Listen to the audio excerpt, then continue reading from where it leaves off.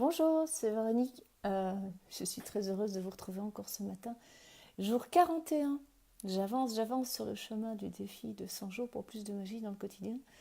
Jour 41, demain j'entame un voyage de 7 jours, puisque à partir de demain, je vais explorer un chakra par jour, donc un voyage de 7 jours. L'objectif aujourd'hui, c'est de les identifier, d'arriver à les repérer dans le livre du défi. D'ailleurs, c'est la phrase que j'ai mise en introduction de la vidéo, c'est j'apprends à reconnaître mes différents radars. Parce que le but de la journée, c'est d'identifier où les choses vont se manifester quand je vais vivre une émotion, qu'elle soit joyeuse ou difficile, où va-t-elle se manifester. Alors, parce que bien sûr, on a l'impression que ça se manifeste dans le corps physique, mais ça se manifeste aussi dans le corps éthérique. Puisque le chakra, c'est pas quelque chose qui est là, par exemple, j'ai pas dans mon corps physique un endroit particulier, enfin, j'ai pas un os, voilà, je vais dire ça comme ça, qui correspond à mon chakra, puisque les chakras, c'est quelque chose de plus énergétique que physique. Alors, je me suis préparé un petit bricolage pour demain. Voilà, j'ai imprimé chaque chakra pour pouvoir la représentation de chaque chakra pour pouvoir les utiliser dans mon carnet. Et à partir de demain, ce matin, j'ai chanté les voyelles. Et quand je chantais les voyelles, ça permet un alignement et une ouverture. Et je me suis dit, oui, mais tu as déjà pratiqué un chant des chakras. Donc demain, je vais chanter le son du premier chakra. Mais ça, je vous en parlerai demain. Alors, donc les chakras sont des centres énergétiques. Et puis je me suis dit, mais quelle est la fleur de bac qui va pouvoir accompagner la vidéo qui va parler justement de cette prise de conscience des centres énergétiques et de l'énergie qui circule. Hier, on a parlé d'énergie vitale. Et salut Fabrice. Hier, on a parlé d'énergie vitale et en fait, il faut savoir que l'énergie, elle circule de chakra en chakra. Ce qu'on appelle la Kundalini, c'est cette énergie vitale qui nous traverse et qui passe de chakra en chakra. Alors, on parle de 7 chakras, il faut savoir qu'il y en a beaucoup plus. Mais bon, on ne va pas aller au-delà des 7 pour l'instant, mais il y en a plus vers le haut, plus vers le bas. Ça, c'est une autre histoire.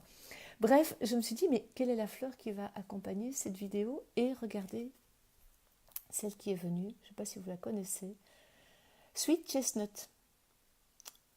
Sweet Chestnut est la fleur pas du marronnier, Véronique, du châtaignier. Châtaignier, Sweet Chestnut. Quand Sweet Chestnut est sorti en tirage, je me suis dit, mais qu'est-ce que Sweet Chestnut a à voir avec l'énergie vitale et puis avec les chakras? Et puis la réponse m'est apparue comme une évidence.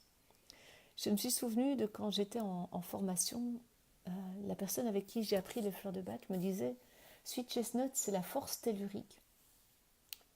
C'est la fleur qu'on va donner aux personnes qui sont au fond du trou et qui ont l'impression que rien ni personne ne pourra les en sortir. C'est la nuit noire de l'âme, Sweet Chestnut. Donc c'est assez fort comme message.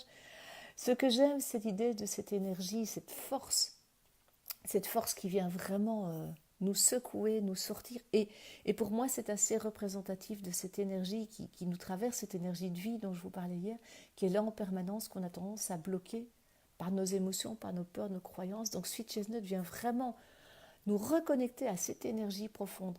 Je ne sais pas si vous avez déjà mangé des châtaignes, eh bien, c'est un remède, mais waouh! Vous mangez des châtaignes, vous n'avez plus faim, vous êtes nourri, regonflé à bloc. Eh bien, c'est ça l'énergie de Sweet Chestnut. C'est vraiment cette force, ce phénix qui renaît de ses cendres. C'est une force extraordinaire et j'aime beaucoup le parallèle avec cette énergie de Kundalini qui traverse tous nos centres énergétiques.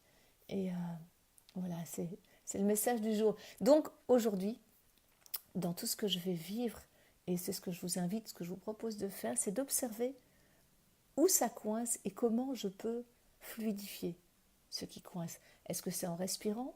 Est-ce que c'est en allant mettre les pieds dans l'herbe? En méditant? En stimulant les points d'EFT?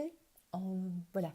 Je vous invite juste à chaque fois que vous allez vivre quelque chose et que ça va un petit peu coincer, dites tiens, c'est au niveau de la gorge, c'est au niveau du plexus, c'est au niveau du ventre. Bref, observez où ça coince et comment faire pour fluidifier, pour remettre l'énergie en route, parce qu'on est bien d'accord que, comme disait Gary Craig, ben voilà, ce sont des perturbations dans la circulation du système énergétique qui font qu'on n'est pas bien.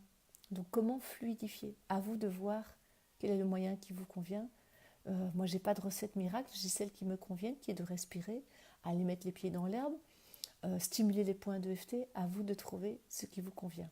Voilà, là-dessus, je vous souhaite une toute belle journée dans l'énergie de Sweet Chestnut.